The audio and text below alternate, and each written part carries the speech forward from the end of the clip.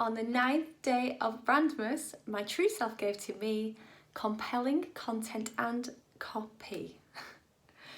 I'm getting better at these rhymes, I think, possibly. Okay, so in a way today you are getting 2 for 1, and that is because I do tend to group these together because copy and content, they are so connected. It is what you say using your message, your niche, everything you've worked on so far to put yourself out there. And you know, once you've mastered the art of thinking up ideas and writing good copy, again, the two go hand in hand because then the copy becomes the content. Unless you're doing video like this or going live, but because you've got that strategy behind what you're putting out there, it all becomes so much easier.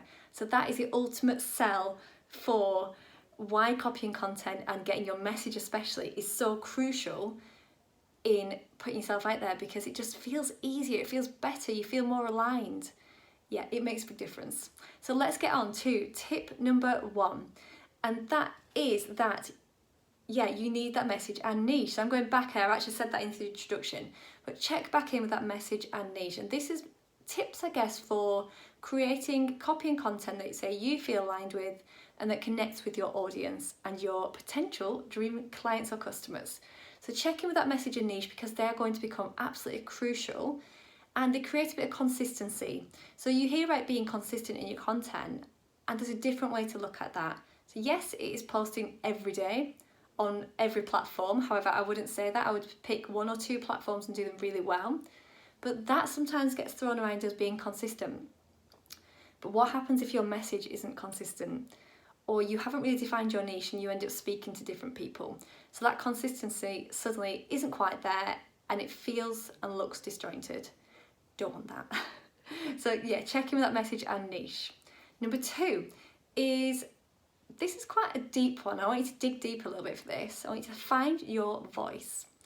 So you've got your message, you know who you're speaking to, but then it comes to posting, and sometimes we censor ourselves and we hold back and we stop ourselves from sharing what we really want to share. Obviously you've got to be comfortable with this, but I do say push yourself past the point of comfort. And let's go to the far end of the scale. Have a think now. If you were 100% yourself and sharing 100% your thoughts, your voice, what would that look and feel like? What would you share? You could write this down. If you were not bothered one bit about what anybody else thought, what would you share? That might even give you a totally different message. But let's think of it from the extreme. Okay. Now check in with, this is number 3. I want you to then, because we've gone quite extreme, this is not saying what you are going to put out there, but this is saying what would you in your wildest dreams, if there was no barrier at all, what would you share? Number 3, check in with those feelings. In fact, do you know what, I'm going to put these as number 2 because these are so closely connected. So what would you put out there? Check in with your feelings. Are there any blocks around that are coming up, and what are they? And just explore those. Okay, number 3, I'm going to move this because I've just thought of one more that I really, really want to put on there. It was planned, but sometimes I do this. If you ever listen to my podcast, I go off on one. And I think that's not a bad thing sometimes. If things come into your head that are inspiring and you think they're going to help other people, then go with it. And you can do that.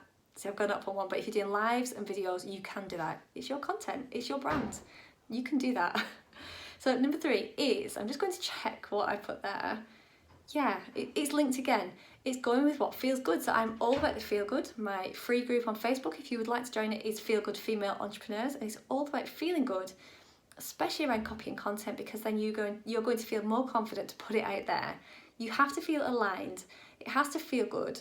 And yes, I'm saying in your wildest dreams, what would you share? So in a way, this step pulls it back. So it's feeling happy with what you're sharing. It's almost finding a compromise between you holding back and what you would share at the far end of the scale. Can you find that middle ground in between without hiding and really hiding your true self?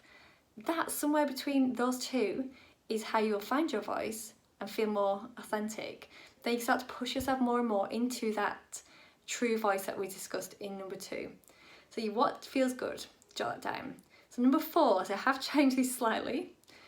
Again, very much connected. You want copy. I'm going to go into the copy side of things that leans into that real you. Use your tone of voice. You know, what sort of words would you normally use when you're speaking to somebody, or is it on video, on live? Think about that. You know, inject a bit of you into there. Don't think about what other people are doing or it sounding ultra professional. People love real and they want the real you. So that can come into your copy. Practice writing in your style, find your style, put some of your words into there, and that can go into your content as well. But you want it to speak to your audience as well. So I'm saying very much almost like self-indulgent. It has to feel like you, sound like you. You do have to match those pain points, which is going back to what we discussed already with your message and your niche. Have a think about that. You know, is there a way to make it emotional? Connect with your audience on an emotional level using the language that you would use. Using your stories if you need to. We've had storytelling, so you know all about that by now. But making it vulnerable. But again, back to those blocks, as vulnerable as you feel comfortable with, sharing what you feel comfortable with. That's it. I've morphed them all together because I'm going to put a number 5 in there. This is like one big chunk really, this one, on copy and content. But number 5 is have a strategy. Make it intentional. So, you know, I love to do content planning and content creating on the back of the plan rather than just posting as you go. I am a fan of that as well, and I think that if inspiration strikes, use it. Quite intuitive, but I think intention is where it's at rather than intuition.